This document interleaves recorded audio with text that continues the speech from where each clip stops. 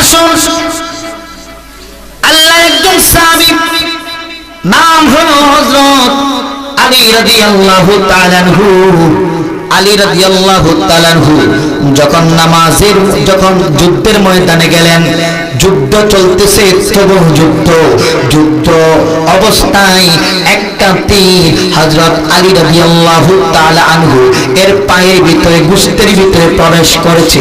যখন সাহাবায়ে কেরাম অনেক টানাটানি করতেছেন, কিন্তু তীর বের করতে পারেন না। কারণ হলো আলী রাদিয়াল্লাহু তাআলা আনহু চিৎকার দেয়, কান্নাকাটি করে, ব্যথা পায়। এর জন্য কয়েকজন সাহাবায়ে কেরাম একত্রিত হয়ে আমার নবী, প্যারা নবী, হাবিব নবী, আশিক নবী, মাসুক নবী, মজনুব নবী, উভয় কুলের সম্রাট নবী, আখিরাতের উম্মতের কান্ডারি নবীজি দরবারে যখন হাজির হয়ে যায়, আল্লাহর নবীজি গো, আপনার প্রিয় সাহাবী হযরত আলী রাদিয়াল্লাহু তাআলা আনহুর পায়ের ভিতরে যুদ্ধের সময় তীর প্রবেশ করেছে, আমরা তা করতে পারি না। আল্লাহর নবীজি একটা মাশওয়ারা দিয়েছেন, পরামর্শ দিয়েছেন, ও সাহাবায়ে কেরাম, আমার আলী এই পা থেকে তীর বের করতে পারবেন না যতক্ষণ পর্যন্ত আমার আলী নামাজের মধ্যে দণ্ডায়মান না হবে। ও সাহাবায়ে কেরাম, আমার আলী যখন নামাজের মধ্যে দাঁড়ায় যাবে, এমত অবস্থায় তোমরা পিছন থেকে তার তীর বের করে দিও। সুবহানাল্লাহ পড়েন। আল্লাহর নবী এই কথা বলার সাথে সাথে একদিকে আজান হয়ে গেল, আরেকদিকে জামাত নিকটবর্তী। এবার নামাজে আলী দাঁড়িয়ে গিয়েছেন, পিছন থেকে তীর যখন বের করেছে, বের করার অবস্থায় কিতাবের ভিতরে রয়েছে সামান্য একটা গোশতের টুকরা চলে আসছে। কিন্তু হযরত আলী রাদিয়াল্লাহু তাআলা আনহু নামাজ থেকে যেই মাত্র ফারেগ হয়ে গেলেন, আর সাহাবায়ে কেরাম বলেছেন, ও আল্লাহর নবীর সাহাবী আলী, আপনি যুদ্ধের ময়দানে গিয়েছেন, যুদ্ধতে এর মধ্যে আপনার তীরটা প্রবেশ করেছে, এবার দেখি আপনার তীর তো নামাজরত অবস্থায় বের করা হয়েছে, উন্মুক্ত করা হয়েছে। আলী রাদিয়াল্লাহু তাআলা পায়ের দিকে তাকাইয়া দেখলেন হুবহু তীরটা বের করা হয়েছে এবং আমার এই জায়গার মধ্যে গর্তের মতো হয়ে গিয়েছে।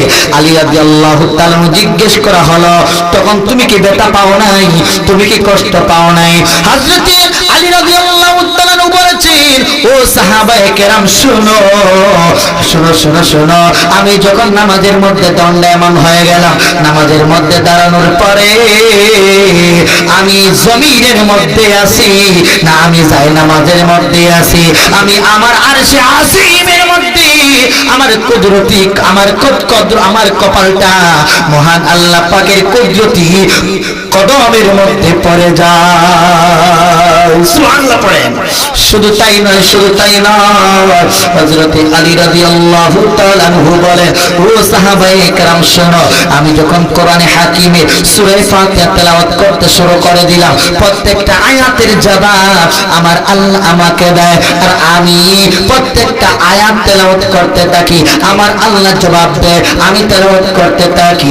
এর জন্য আশিক এবং মাসুকের খেলা নামাজের ভিতরে শুরু হয়ে গিয়েছে রে সাহাবায়ে কেরাম। তাই আমি কিন্তু নামাজের ভিতরে এমন শান্তি পেয়েছি, এমন মজা পেয়েছি, যেই মজা আমি আর কোথাও পাই নাই। এখন বুঝেন উদাহরণ, এটা সব হাদিস থেকে, ওই যে ঘটনাটাই বললাম, হাদিস থেকে বলেছি, কিন্তু আউল ফাউল অর্থাৎ বাইরে কোনো কথা আমার নেই, এর ভিতরে হবে হাদিসের ভিতরে, কোরআন টু হাদিস। এই ঘটনাটি বললাম কেন? উদ্দেশ্য বলেছিলাম নামাজে নিজের অন্তরকে আল্লাহর কুদরতি অন্তরের সাথে মিলিয়ে দেওয়া। তাইলে আল্লাহর নবীর সাহাবী আলী রাদিয়াল্লাহু তাআলার অন্তর আল্লাহর সাথে মিলেছে কিনা? মিলে গিয়েছে। পাগলা ওয়াইসকরণের অন্তর আল্লাহর সাথে মিলছে কিনা? সমস্ত আউলিয়া কেরামগণের অন্তর আল্লাহর সাথে মিল আছে না নাই? আছে। তাইলে আমরা একজন আল্লাহর ওলি, যে আদেশ ক্রমে যে মাহফিল, উনিও আল্লাহর ওলি ছিল, আমি শুনেছি, ওরা বলেছে উনি ওলি ছিল। তাইলে ওলি যারা হয় তাদের অন্তরটা কার সাথে মিল হয়?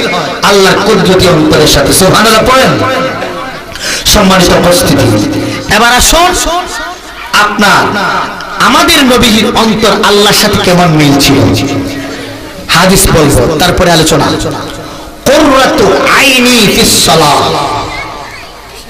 এই হাদিস সালাতুল বাব একটা খণ্ড হয়েছে দামেস্কাস শরীফে এবং আপনার অন্যান্য কিতাবের ভিতরে আছে। তবে এই